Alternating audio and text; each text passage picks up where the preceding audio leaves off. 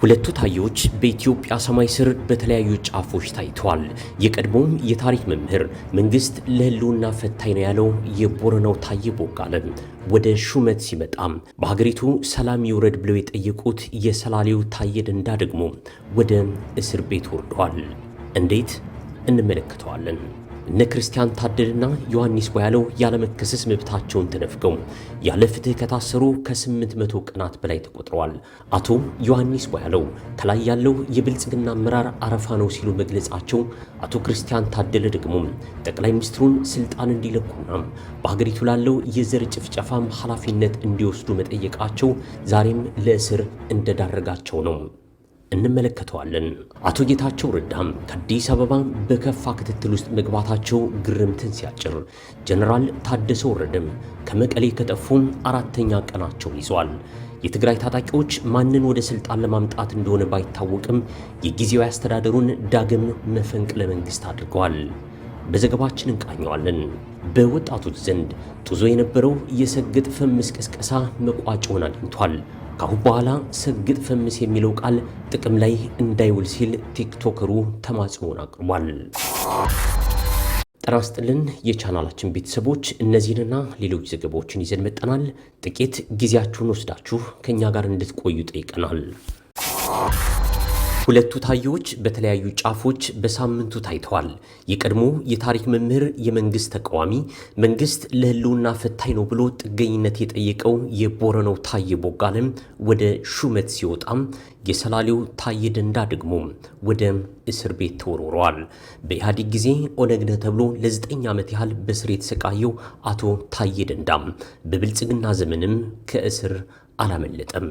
ኢህአዴግ ስሙን ወደ ብልጽግና ቀይሮም ኃይለማርያም ደሳለኝ በአብይ አህመድ ሲተካኩ ታዬ ደንዳም ከእስር ወደ ሹመት መጠው የኦሮሚያ ክልል የብልጽግና የህዝብ ግንኙነት ኃላፊ የሰላም ሚኒስትር ዴታም ሆነው አገልግለው ነበር።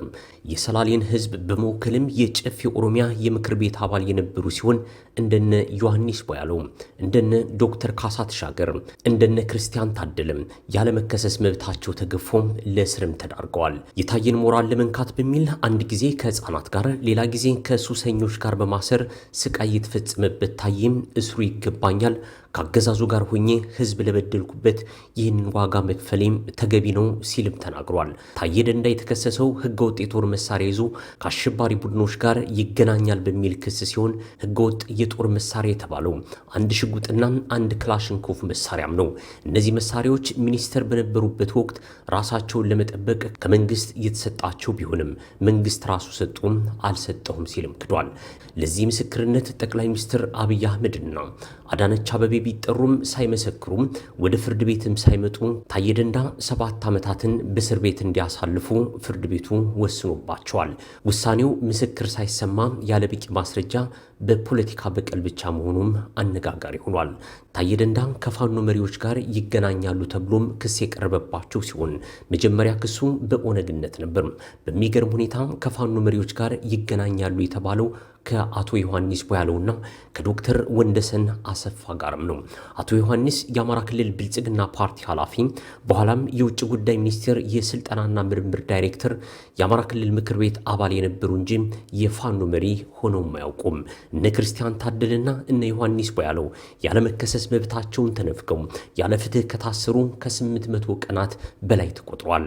ከ2 ዓመት በላይ በስር ያሉት እነ ክርስቲያን ታደለም የስራቸው ምክንያት ከጠቅላይ ሚኒስትር አብይ አህመድ ጋር በገቡበት ቅራኔ መሆኑም ግልጽ ነው።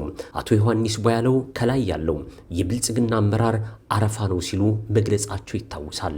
አቶ ክርስቲያን ታደለም በፓርላማ በተደጋጋሚ ጠቅላይ ሚኒስትሩ ስልጣን እንዲለቁ በሀገሪቱ ላለው የዘር ጭፍጨፋም ኃላፊነት እንዲወስዱ በተደጋጋሚ ሲጠይቁም ተደምጠዋል። ጠቅላይ ሚኒስትሩ አብይ አህመድ ራሳቸውን የሚያደንቁ እንጂ የሚተቿቸውን የሚጠሉ፣ ግምገማ የማይወዱ፣ ውዳሴ የሚወዱ፣ ራሳቸውን ባድዋ ቀን ከዳግማዊ ምኒልክ እኩል ፎቶቸውን የሚያሰቅሉ፣ የጎንደርን ቤተ መንግስት ፋሲለደስናን የሰራ ነው ለማለት የሚዳዳቸው ውዳሴ የጠማቸው መሪ እንደሆኑም ብዙ ይነገራል። በዚህ ባህሪያቸው ምክንያት ከእርሳቸው ተቃራኒ ሐሳብ የሚሰጡትን ከታዬ ደንዳም እስከ ዮሐንስ ቦያለው፣ ከዶክተር ወንደሰን አሰፋም እስከ ክርስቲያን ታደለም፣ ከጋዜጠኛ መስከረም አበራ እስከ ዶክተር ከበደ ጫኔ ወደ ዘብጥ ያውርደዋቸዋል። ጠቅላይ ሚኒስትር አብይ አህመድ በትንሹም ቢሆን የሚተቿቸውን አይወዱምና በአቶ ጌታቸው ረዳ ላይም ዳግም ቅር መሰኘታቸው ተነግሯል። በእኔ ተሹሞ በእኔ ላይ ተነሳ ማለታቸውም ተሰምቷል። አቶ ጌታቸው ረዳም ከሳምንት በፊት ከአልጀዚራ ጋር በነበራቸው ጠበቅ ያለ ቃለ መጠይቅ በትግራይ የዘር ጭፍጨፋ ተደርጓል ማለታቸው ለጠቅላይ ሚኒስትር አብይ አህመድ በጎ ዜና ሆኖ አልከረምም። የዓለም የሰላም የኖቤል ተሸላሚ ሰው በሚመራት ሀገር እንዴት ሆኖ የዘር ጭፍጨፋ ይፈጸማል ማለታቸውም አልቀረም። ያውም ጌታቸው ረዳም አብይን ላለማስከፋት ዙሪያ መለስ ሲሽከረከሩ እንደነበርም ይታወሳል። በትግራይ ክልል የዘር ጭፍጨፋ ተፈጽሟል፣ ግን አብይ ብቻውን አይደለም በሚል ለማለሳለስ የሞከረው ጌታቸው ረዳም እንዲያም ሆኖ መቅለስለሳቸው ዋጋ አላሰጣቸውም። ብልጽግናን በዘር ማጥፋት ከሷል በሚል አቶ ጌታቸው ረዳም በጥብቅ ክትትል ውስጥ መግባታቸውም ተነግሯል። አንዳንዶች አቶ ጌታቸው በቀረቡበት አልጀዚራ አብይ አህመድ በቀጥታ በፕሮግራሙ ላይ ቀርበው ትክክለኛውን ይናገራሉ እያሉም ይደመጣሉ። እንደ እውነቱ ከሆነም ጠቅላይ ሚኒስትሩ እንኳን አልጀዚራ ላይ ቀርበው ሊፋጠጡ ይቅርና በምክር ቤት ቀድሞ ደርሶ እጃቸው ላይ ያዩትን ጥያቄ ተመልሶ ሲጠየቁ እንኳን ቁጣቸውና ኩርፊያቸው ከበድ ያለ እንደሆነ ሁሉም በመገናኛ ብዙሃን የተመለከተው እውነት ነው። ዶክተር ደሳለኝ ጫኔ በፓርላማ ከፋኖ ጋር ድርድር እንዲደረግ ጥሪ ማቅረባቸውን ተከትሎ ፋኖዎች የጅብ ቆዳ ለብሰው የሚዋጉ ኋላ ቀሮች ናቸው በሚል በቁጣም ተናግረውም ነበር። ነገር ግን የጅብ ቆዳ ለብሶ ከተዋጋው ማስረሻ ሰጤ ጋር የአፍሪካ ህብረትን ጋብዘው የሰላም ስምምነትን ተፈራርመናል ሲሉ በዜና አስነግረዋል። በሌላ በኩል አቶ ጌታቸው ረዳ ከአልጀዚራው ቃለ ምልልስ በኋላ በአዲስ አበባ ክትትል እየተደረገባቸውና እየታደኑ መሆኑ ግርምትን ሲያጭር፣ ጀነራል ታደሰ ወረደም ከመቀሌ ከጠፉ 4ኛ ቀናቸውን ይዘዋል። የትግራይ ታጣቂዎች ማንን ወደ ስልጣን ለማምጣት እንደሆነ ባይታወቅም የጊዜያዊ አስተዳደሩን ዳግም መፈንቅለ መንግስት አድርገዋል።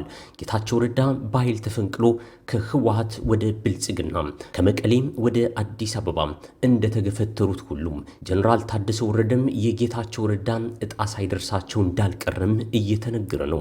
በእርግጥ ጀነራል ታደሰ ወረደም እንደ ጌታቸው ረዳ ወደ ብልጽግና ሜዳ ወደ አዲስ አበባ ይኮበልላሉ ወይስ ወደ ሻዕቢያ ጓዳ ወደ አስመራ የሚለው ጉዳይ ገና ምላሽ አላገኘም።